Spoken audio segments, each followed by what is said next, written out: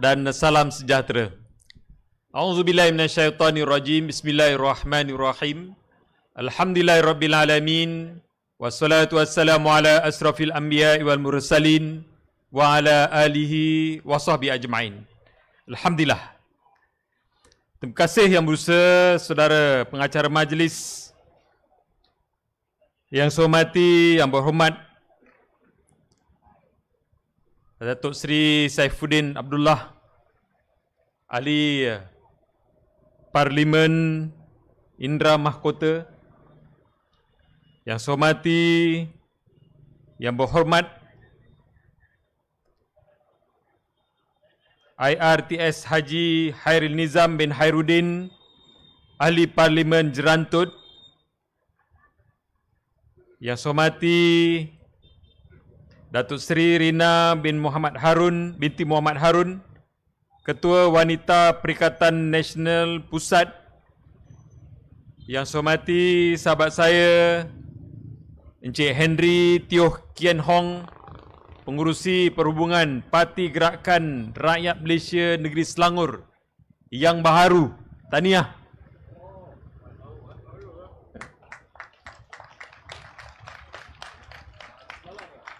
Sahabat-sahabat pimpinan atau ahli Dewan Negeri daripada Pahang, Yang Berhormat Anda Surah berserah sebagai mewakili Negeri Bantu kepada pilihan raya umum ke-15 Negeri Selangor dan 5 negeri yang lain, terutamanya khususnya untuk bantu jentera pilihan raya di Sepang, kawasan yang akan kita bertanding nanti.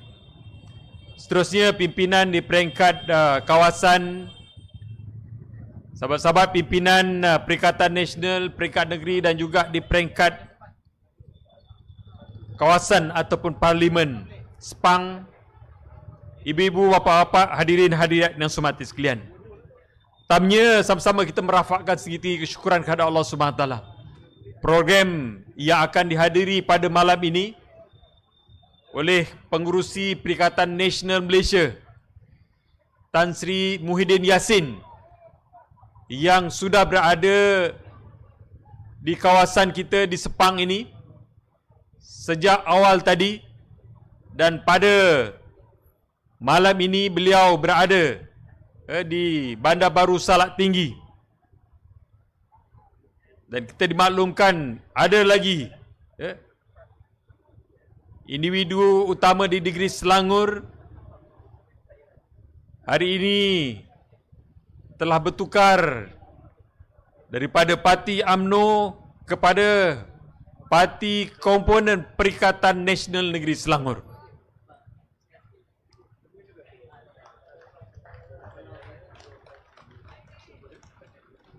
Siapa Tan Sri? Alhamdulillah mengalu-alukan kehadiran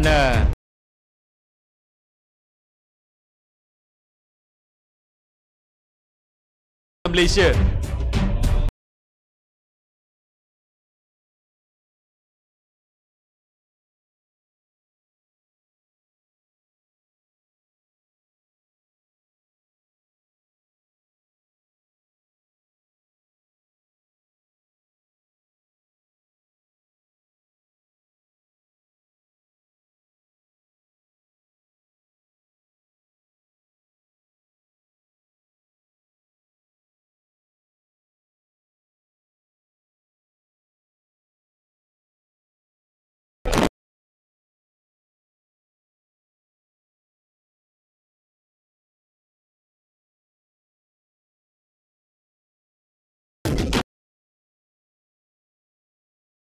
Pimpinan yang kita tunggu, pimpinan utama kita, Tan Sri Muhyiddin Yassin sudah sampai ke gelanggang kita di Sepang ini. Takbir! Perikatan! Perikatan! Perikatan! Alhamdulillah. Jadi bila Tan Sri dah sampai ni, mungkin saya tidak mengambil masa yang panjang. Saudara-saudara yang saya hormati sekalian, kita dah 10.30, dah ramai lagi pemimpin kita yang akan berucap pada malam ini. Alhamdulillah, saya kira kita sudah kurang daripada sebulan untuk kita membuang undi. 12 hari bulan Ogos nanti, kita akan memilih pimpinan kita untuk pilihan raya di peringkat negeri di 6 buah negeri, termasuklah di negeri Selangor. Jadi saudara-saudara yang semati sekalian, saya mengharapkan hari ini selepas pilihan raya yang ke-15, kita telah menubuhkan kerajaan Putrajaya yang dikatakan sebuah kerajaan perpaduan, yang dikatakan sebuah kerajaan medani. Ya, apapun istilah yang digunakan, kita melihat bahawa kerajaan yang ada di dalam negara kita pada hari ini adalah kerajaan yang lemah, yang kita sebut kekistokrasi. Jadi saudara-saudara yang semati sekalian, kerajaan yang ditubuhkan, yang mana kemuncak kepada pembohongan daripada parti-parti yang bertanding di dalam pilihan raya yang ke-15. Saya kira kita tidak boleh lupa bagaimana di antara satu sama lain bergaduh, berkempen, membuat fitnah, menohmah di antara satu sama lain. Lagu Yohoi Hoi Yahoi yang menjadikan permainan, sakau yang menjadikan ucapan-ucapan, dan macam-macam lagi lah. Dengan janji-janji, dengan nama Allah, wallahi wabillahi watallahi. Pimpinan parti yang menyebut no Anwar, no DAP. Kemuncak pembohongan mereka apabila selepas pilihan raya mereka membuat gabungan untuk sebagai sebuah kerajaan mentadbir negara kita, semata-mata dengan untuk kepentingan mereka. Bukan soal rakyat. Hari ini kita boleh melihat sistem pentadbiran yang mereka bawa, seolah-olah tidak ada halu tuju kepada negara kita. Ekonomi semakin merundum, walaupun di seluruh dunia sifatnya begitu. Keperluan kehidupan rakyat semakin susah, ringgit semakin jatuh, kuasa beli semakin merusut. Kalau dulu mereka kata bila ringgit jatuh, ini adalah kelamah kerajaan, dan terbukti pada hari ini ringgit kita jatuh. Inilah kerajaan yang paling lemah di dalam negara kita sekian lama ini. Sebab itu saudara-saudara semati sekalian, perlukah kita jatuhkan kerajaan ini? Perlukah kita jatuhkan kerajaan ini dalam pilihan raya nanti? Sebab itu saudara yang semati sekalian, ini bukan sahaja berlaku di dalam negara kita, malah di Selangor pun saya boleh katakan sifatnya begitu.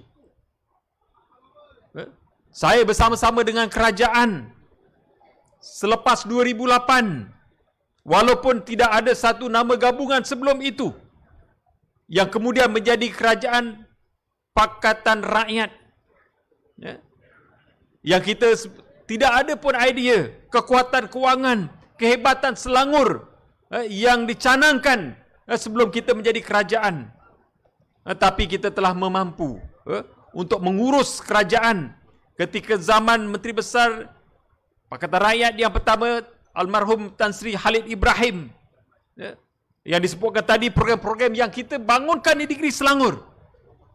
Semenjak almarhum Tan Sri Khalid Ibrahim, bagaimana program-program rakyat ekonomi di negeri Selangor yang kita bangunkan semata-mata untuk rakyat, yang kita melihat itulah perjuangan di dalam politik untuk kita bangunkan negara kita, untuk kita bangunkan negeri Selangor ini, untuk kita bangunkan rakyat di dalam negeri Selangor itu sendiri. Betul, sebab itu kalau dulu program skim Mesir Usia Emas 2,500, kemudian zaman Menteri Besar yang sebelum ini telah dihentikan dengan pemberian RM100 setiap tahun untuk menyambut hari ulang tahun. Desakan di dalam sidang dewan, desakan daripada rakyat, diberikan semula RM500.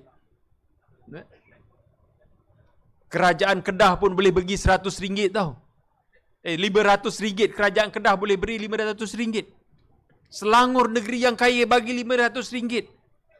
Yang ramai daripada rakyat yang mengeluh, memang ada keperluan dia.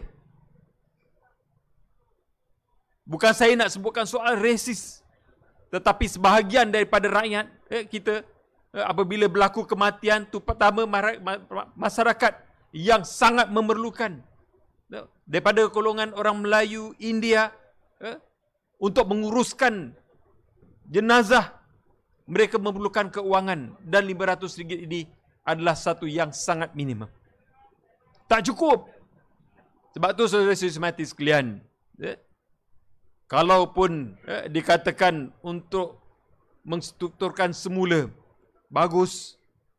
Tetapi pada hari ini banyak program-program yang telah dikatakan untuk distrukturkan semula pun tidak mampu untuk memberikan seperti mana yang dasarnya kita telah buat sebelum ini.